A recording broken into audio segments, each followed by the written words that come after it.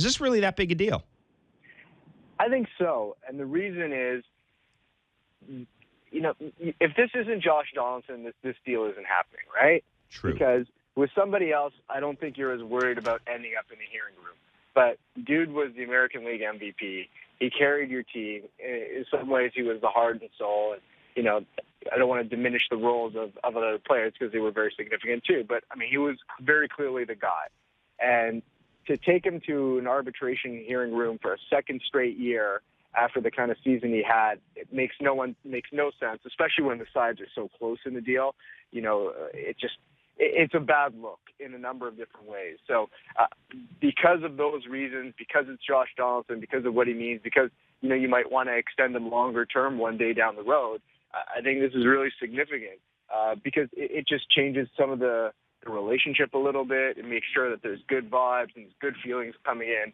And it says to the players in your clubhouse too that if you perform, we're going to reward you. We're going to take care of you. Well, one of the things that I do find interesting about this, and I admit that I hadn't thought about it until you just mentioned it.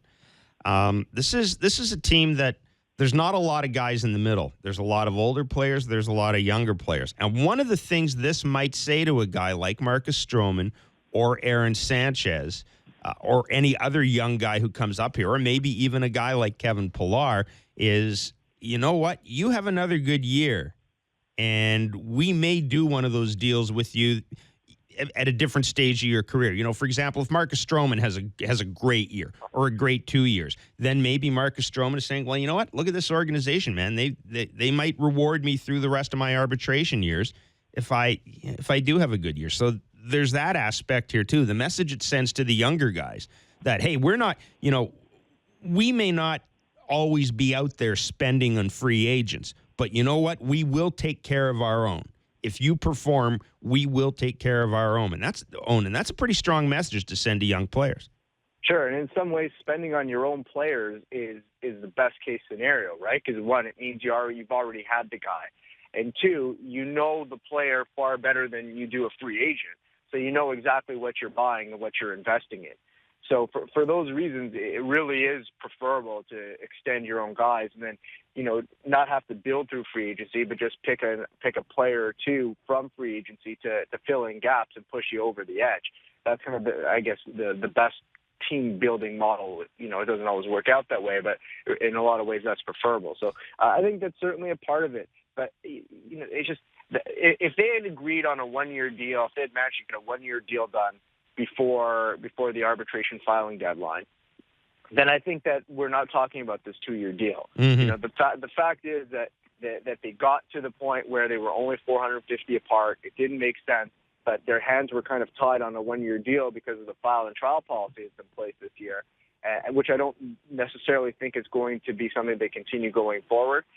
But you can't go back on your word this year and do a one-year deal with Josh Donaldson because all the other ARB-eligible players are going to be like, well, hey, what happened to file and trial? So this was really the only way out. It's either you do the 2, you do the 3, because I think a longer-term commitment at this point is probably too complicated. Mm-hmm. From the Blue Jays' perspective, there's too many questions. And from just Josh Donaldson's perspective, I'm not sure the incentive is there right now unless you're going super, super long. What impact, if any, does this have on the possibility of Jose Bautista or Edwin Encarnacion signing long-term here? I'm not sure it's too significant. I mean, the one element that they have is they know what Donaldson's number is going to be in 2017. So when they're projecting forward on what kind of allocations they can make to specific players, I'm assuming the number for next year is going to be in and around $17 million for Josh Donaldson. Mm-hmm. So that would push them to 84.5 for 5 players next year. So when you're topping up with whatever Bautista and Encarnacion is getting, you have a good idea of what you can fit in at that year to make sense. So I think that's the piece that they have. It also says to Bautista and Encarnacion, look, we've got we're taking care of Josh Donaldson. We want to try to take care of you guys as well. But ultimately, it's going to be different for both guys because they have the option of the open market next offseason, especially if the National League ends up adopting the DH, which is something people expect.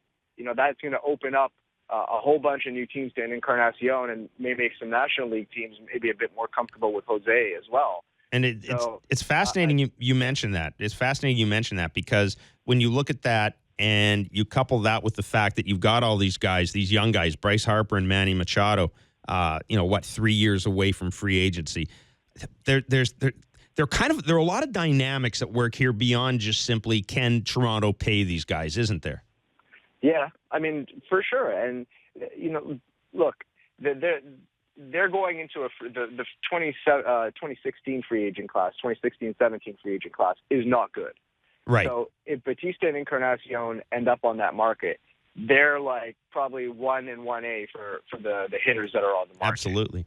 And so, even though the age, you're a bit uncomfortable with the age about going beyond, say, 3-4 years, some team may say, look, well, this is what we have to do to get the guy. And we feel, having Bautista's bat or Encarnacion's bat really pushes us over and is the final piece.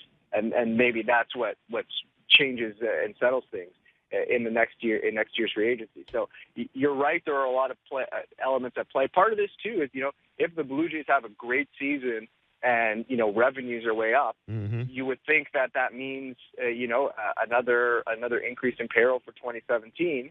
And all of a sudden it becomes a little bit easier to accommodate those contracts because the Blue Jays don't just have those two guys. They're going to have at least nine guys who are potential free agents at the end of the season. I mean, that's a lot of your roster. So even if you bring those two guys back, there's still a lot of work to do.